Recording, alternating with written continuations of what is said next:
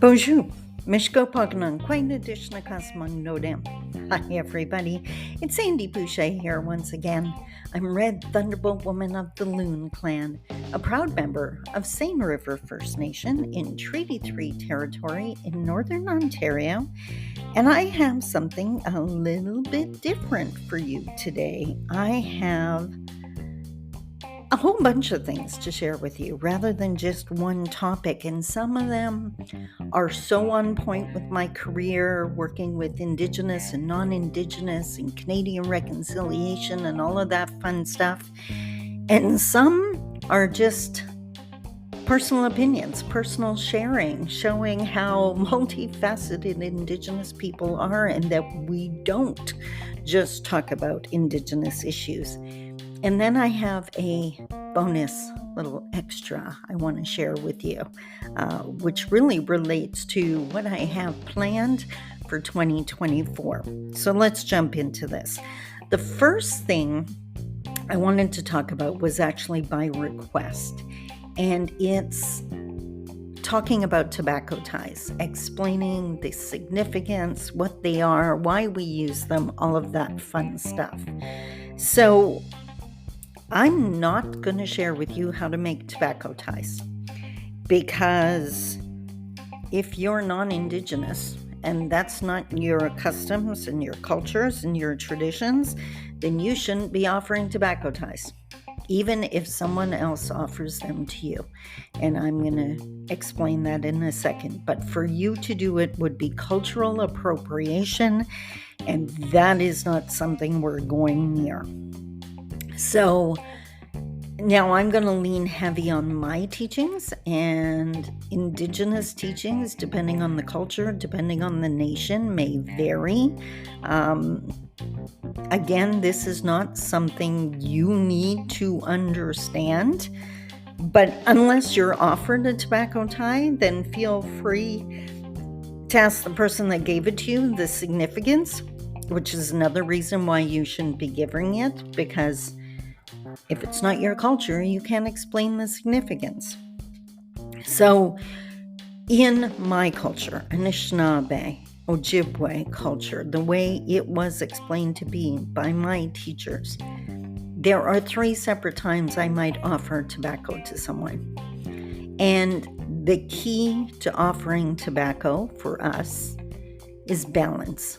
Maintaining balance, which means that we both benefit from an interaction. One is not left with more and the other left with less. We want to maintain the sacred balance. And that you're going to sense that and feel that across a lot of Anishinaabe teachings. So there's 3 different times that I might offer tobacco. The first one, I think the one you hear about most often, is when we go to an elder to ask for guidance. So I'm going to offer tobacco, which is one of our sacred medicines, to them in exchange for their knowledge and wisdom. I gain with having more knowledge and wisdom. They gain by having more of the sacred medicine. The balance is maintained. The second reason is very closely tied to the first, but now instead of wisdom or guidance, what we're looking for is a ceremony. I might offer tobacco to a drum group to sing a healing song for my family. I might offer tobacco to an elder that carries the ability to do a naming ceremony for a child, or whatever the case may be. So again, exchanging. I get the benefit of the ceremony. They get the benefit of the sacred medicine. The third one is probably why you would receive a tobacco tie if you're non-Indigenous. And I often offer tobacco to people when I want them to hear what I'm saying with their heart and not their head, which means I want them to hear the pain or the emotion behind my words, even if I don't use the proper words. I want them to be present and to truly hear my message and to realize that I'm giving up sacred time and sacred information to them.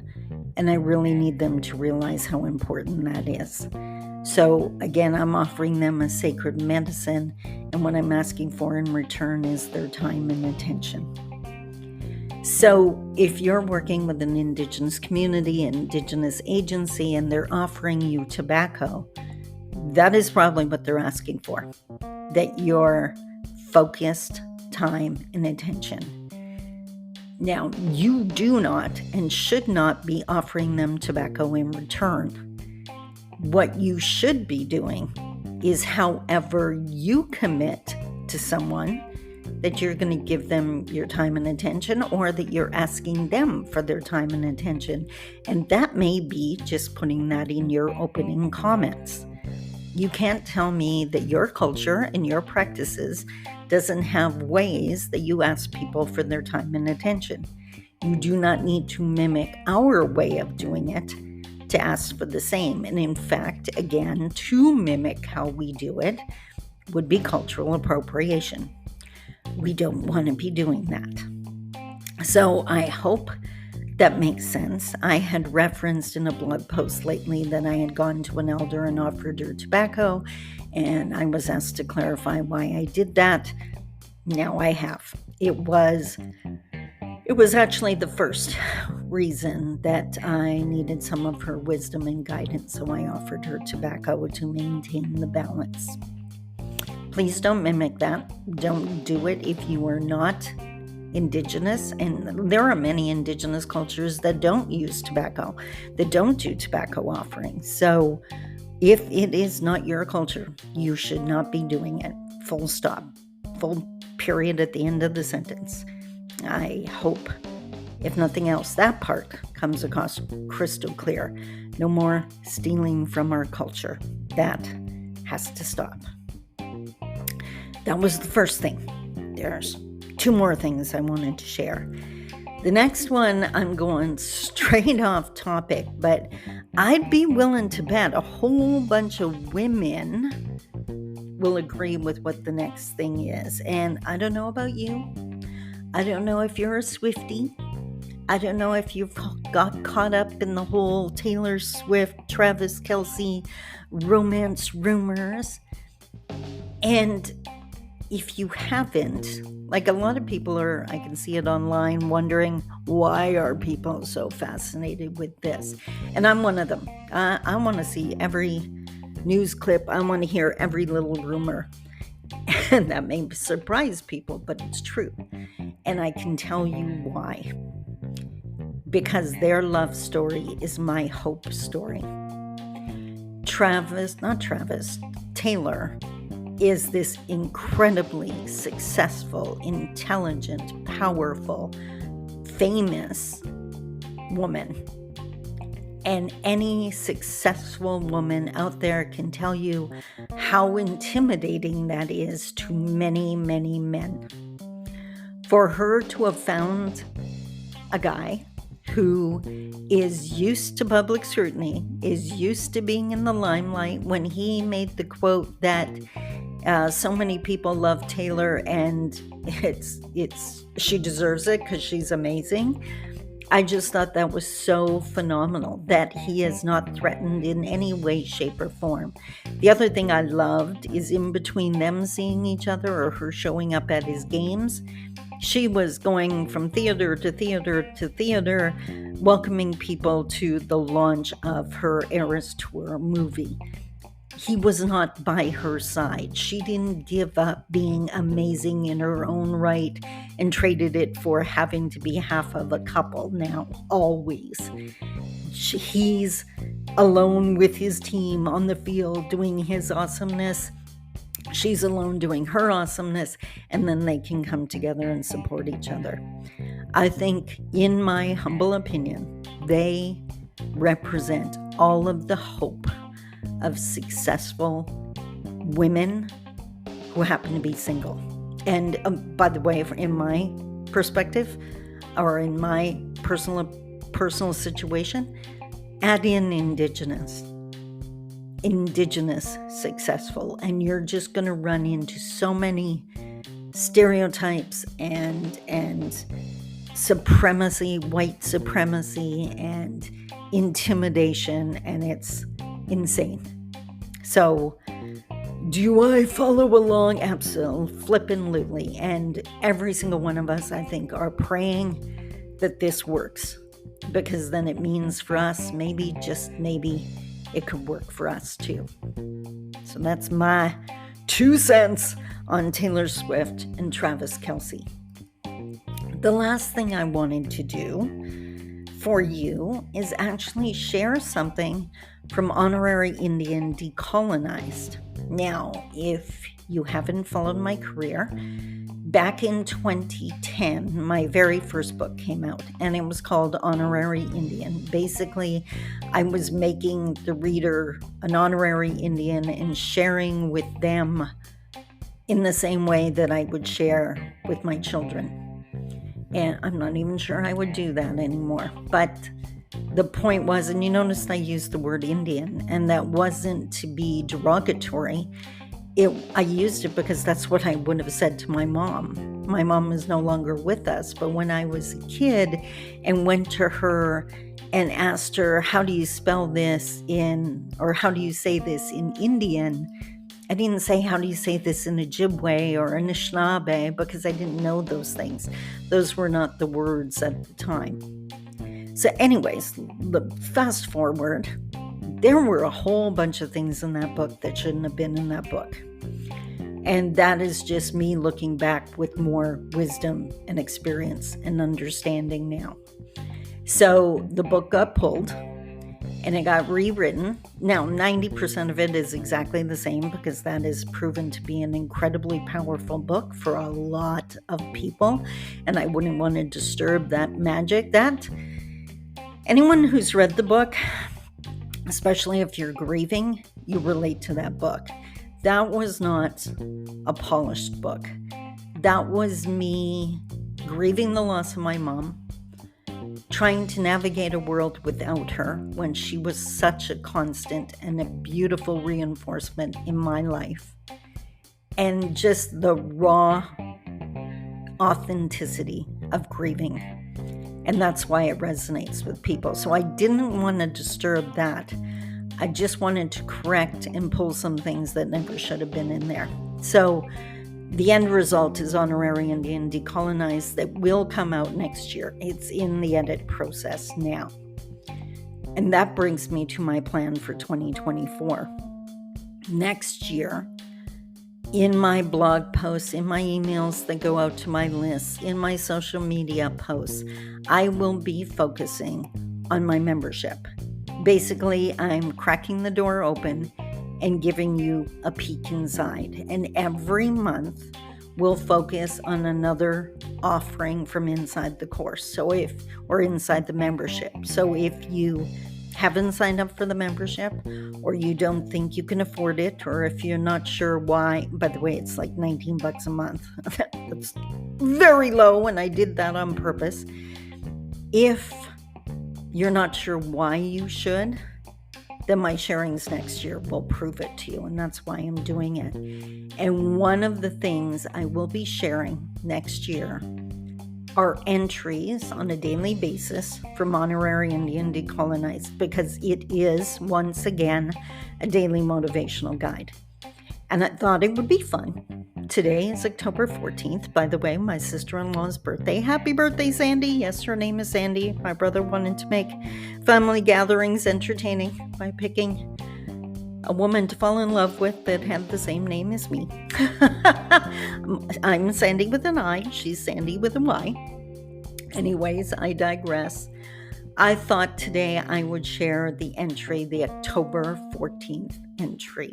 So that's how we're going to finish off this podcast today.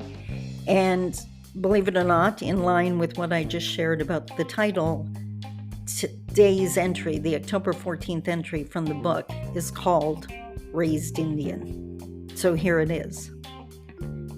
Yesterday, I had the opportunity to instruct some women on the art of making moccasins for their babies. These women are enrolled in the Abuse Awareness Program at a local agency, educating themselves on how to stay safe and how to get away or stay away from their abusive partners. When I began working with the women, I shared that my past was no different from theirs.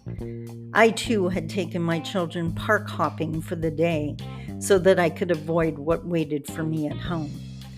I too painted on a smile and told my offspring that all was okay, when deep inside I felt anything but. But yesterday, I saw a transformation occur. One of the women asked me what I was doing now, career-wise, and I mentioned my upcoming book. I shared how other cultures were fascinated by our world, and the fact that being raised by a Anishinaabe, an Ojibwe woman, meant that we were raised to be strong, to be survivors. As I shared how my mom would tell me to suck it up and keep going, they laughed and shared the stories of their mothers. We all laughed at the times we had tried to garner sympathy from our mothers and how quickly that was dashed. Then we shared how our mothers showed us how to survive by watching what they survived. We laughed at how no matter what happened in their lives, our moms laughed and smiled, and poverty, violence, and racism could not change their nature or dampen their spirits. As we shared, I watched as the women around the table sat a little taller in their chairs. The silent ones began to laugh and share their stories. You could almost feel the strength flooding into the room and back into their souls. Soon I was sitting around the table with 5 amazingly strong Anishinaabe, not 5 abuse survivors. I was not coddled, nor did I coddle my children, and now I watch with pride as my daughter and son take on the world with a vengeance. They survive life's challenges with the fierce belief that they have all it takes to make it. Their partners hold them when they need a good cry. However, when they need a kick in the pants or a reminder that they can get through this if they just use their heads or listen to their heart, they call me. And I wouldn't change that for anything. As demonstrated by my mother, my job was to raise strong, independent, functioning adults who carry with them the skills they will need to, not only to survive, but to thrive. And with each day, I see that my children are just that. Now, I inspire those who weren't as lucky, those who were coddled, or those who have forgotten their strength. Together, we rediscover our own inner warriors, and the smiles I receive in return, priceless. So there you have it, my friend, an example of honorary Indian decolonized. And as mentioned, I'm probably going to share an entry with each podcast episode for the remainder of the year. And then next year, it's one of the months in the 2024 plans. So there you have it, a full podcast episode. We talked about tobacco ties. We talked about Taylor Swift and Travis Kelce. And we finished off with honorary Indian decolonized. I would love to hear your thoughts. For more of my work, check out sandyboucher.com or reconciliationworkscanada.ca or send me an email, Sandy, S-A-N-D-I, @sandyboucher.com. Until next week, I love you. Take care. Bye-bye.